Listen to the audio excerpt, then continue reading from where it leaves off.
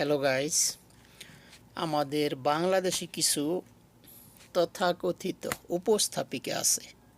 তার মধ্যে তমা রশিদ নামের একজন উপস্থাপিকা আছে। ওনার উপস্থাপনাগুলি যদি আপনি দেখেন, এমন কিছু বাক্য উনি ব্যবহার করেন যেগুলি লোক সমাজে বলার মতন না। তারপরেও এই সমস্ত বাক্যগুলি কিন্তু সোশ্যাল মিডিয়ায় উনি উপস্থাপনা করছেন।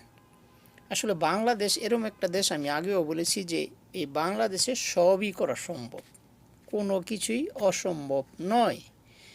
তো এই উপস্থাপিকার অনুষ্ঠানগুলি যদি আপনারা দেখেন তাহলে বুঝতে পারবেন নোংরামি কাকে বলে, মুখের ভাষায় কতটুকু নোংরামি করা যায় তার সবটুকু কিন্তু এই উপস্থাপিকা করে থাকেন।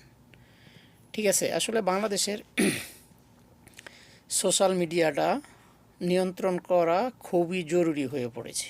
আমি আগেও একটা ভিডিওতে বলেছি, বাংলাদেশ সরকার যেন বাংলাদেশের সোশ্যাল মিডিয়া কঠোরভাবে নিয়ন্ত্রণ করে, অন্যথায় এই সমস্ত উপস্থাপিকাদের কারণে অনেক আমাদের মা বোনদের ক্ষতি হচ্ছে। টাকার জন্য এরা যা ইচ্ছা তাই বলে বেড়াচ্ছে। না জানি ওই ক্যামেরার আড়ালে এরা কী করে, সেটা আইন শৃঙ্খলা বাহিনীর দেখার বিষয়। সে বিষয়ে আমি কথা বলতে চাই না। আমি যে সুন্দরভাবে বলতেছি ওনার ব্যাপারে, এটাও যদি উনি দেখে বলবে যে আমি স্টুপিড, গালি দিবে।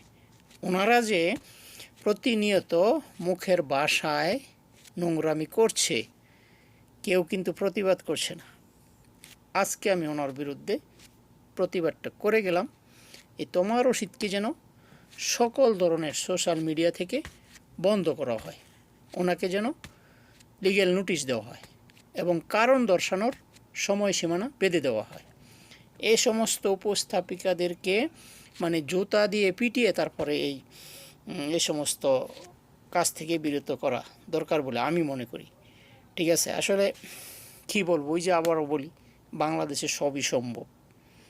কারণ ওনার একটু সাজ্জা গুজ্জা আসে একটু ভালো দেখানোর জন্য, একটু এই ক্যামেরার সামনে তারা এই সমস্ত কথা বলে একটু ভাইরাল হতে চায়। তারপরে ক্যামেরার পিছনে তাদের কন্টাক্ট অন্য ধরনের চলে। এটা ওপেন সিক্রেট। বাংলাদেশের মিডিয়াতে যারা আছে, যে সকল ছেলেমেয়েরা আছে, তাদের বিষয়ে কিন্তু বাংলাদেশের পাবলিক সবই জানে। ওপেন সিক্রেট, সবাই জেনেও কোনো কথা বলে না। কারণ আমার মতো সাধারণ পাবলিক বা আপনার মতো সাধারণ পাবলিক এদের বিপক্ষে কথা বললেও কে শোনে কার কথা রে ভাই। ঠিক আছে।